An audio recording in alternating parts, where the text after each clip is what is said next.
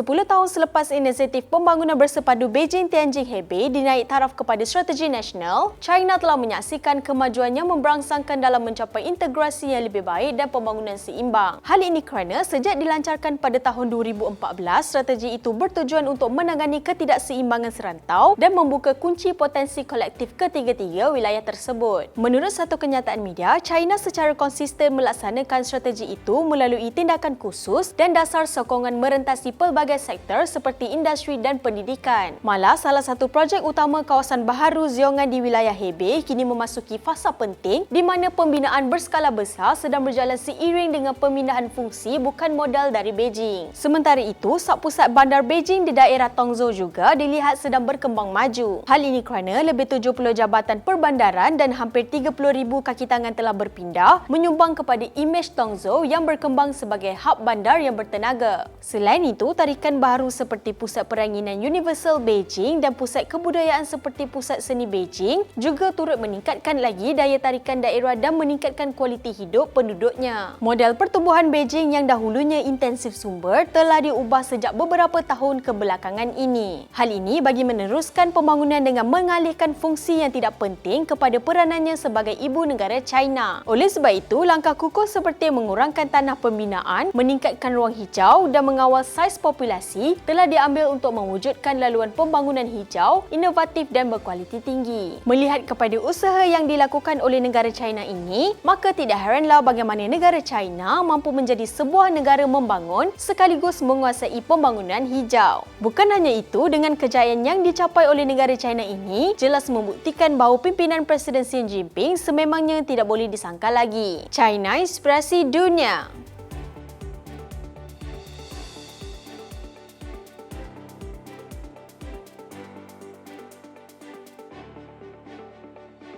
Channel China Kini ini akan memaparkan info-info berkaitan pembangunan, ekonomi, sukan, pelancongan,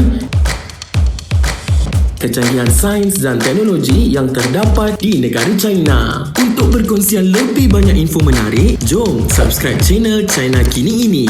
China, inspirasi dunia.